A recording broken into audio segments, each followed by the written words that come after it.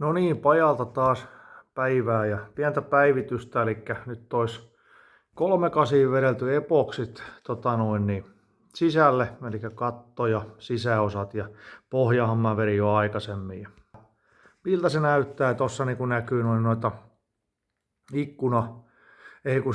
kattoverhoilusysteemeitä, ne oli aivan ruosteessa, niin täytyy ne kans kaikki hinkata läpi.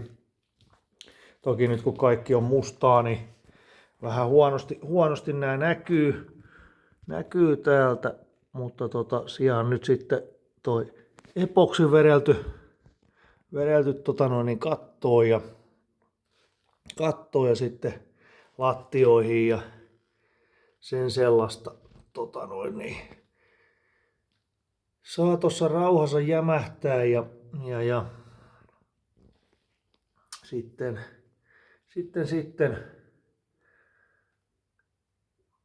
ruvetaan vetämään tonne vielä vähän saumoihin tonne koteloiden reunaan, niin mä vedän varmaan sikaa sinne ja niin ettei sinne pääse kosteutta, likaa, paskaa. Ja sitten aletaan vetää lattiaa vähän jonkun sortin mattoa sitten. Varmaan jotain bitumityylistä, eli vähän niin kuin äänijeristykseksi lähinnä, että vie sitä kuminaa pois. Ja sitten olisi ovia seuraavaksi, oven pieliä. Nämä oven pielet nyt alkaisi olemaan siinä kunnossa, että mä en näihin välttämättä epoksia vedä, vaan vedän ton hiontavärin ja sitten sen jälkeen ihan vaan värin. Niin sitten näkee vähän millainen tosta väristäkin tulee.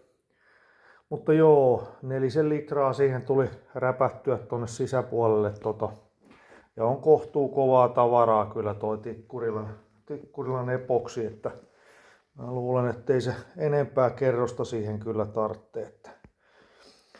Mutta semmoitteita täältä ja mä lähden nyt taloa rapsuttaa ja meillä on talon maalauskin tässä kesken, niin täytyy lähteä vielä hion sieltä.